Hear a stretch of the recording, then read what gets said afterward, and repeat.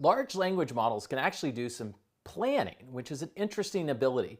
So they can actually go through and take patterns and with few shot examples, and they can learn what the next action should be given a particular situation. But I'm giving you this example not because they're limited to, coming up with planning in the sense of actions or, doing sentiment analysis, but I want you to expand your sort of mind on what's possible with few shot prompting and see it as a technique that can be taken and adapted to all kinds of situations. So we've seen how we can use few shot prompting for doing sentiment analysis. Now we're going to do something very different with it. So we're going to take a look at this example where we're describing different situations with driving a car. So in the first one we say, situation, I'm traveling 60 miles per hour and I see the brake lights on the car in front of me come on. And the action is we're going to brake. So again, we've got a first example in our few shot examples.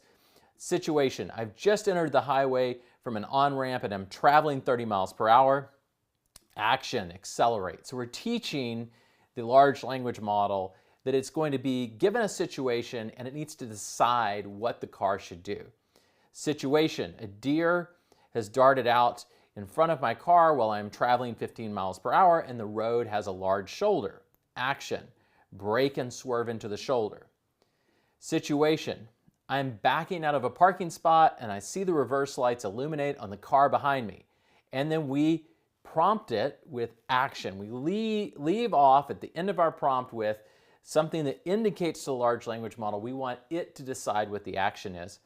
And what do we see it do? It actually says stop and wait for the car to back out before proceeding. And it's making a sensible, decision about what the action should be.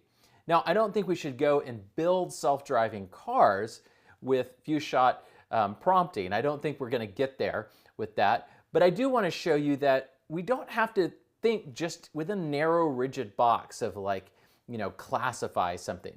We can actually kind of have complex tasks that we're having it perform.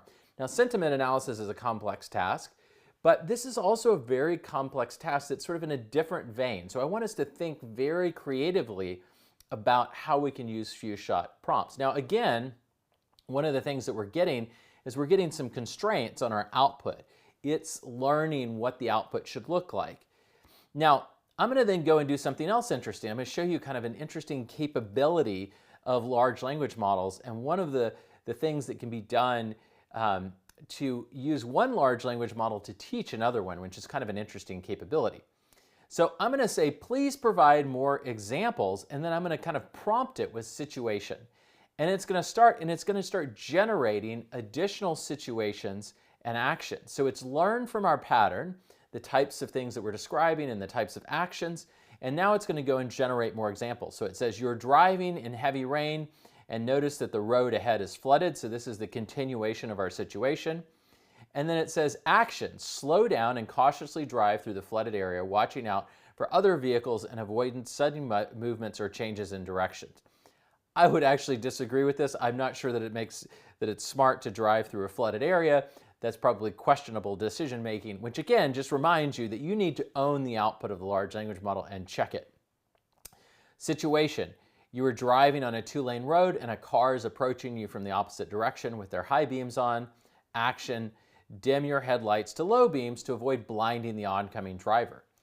But you notice the interesting thing about this is it's giving us some rich situations and possibly appropriate actions. I'm not sure I agree with the flooded one, but we're generating different examples of situations and what to do, and they look very similar to what we produced before. And one thing that's interesting is we can actually take examples like this and then curate them and have a human edit them and then provide them back to a large language model either later as additional examples for our few shot examples.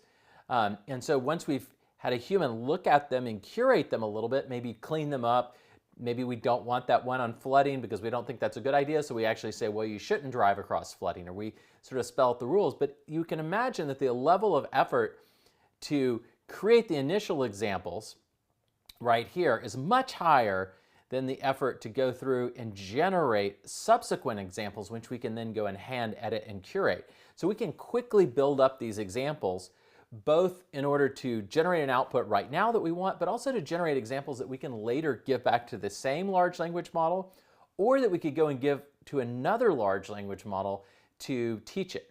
And in fact, some people have actually gone and done this.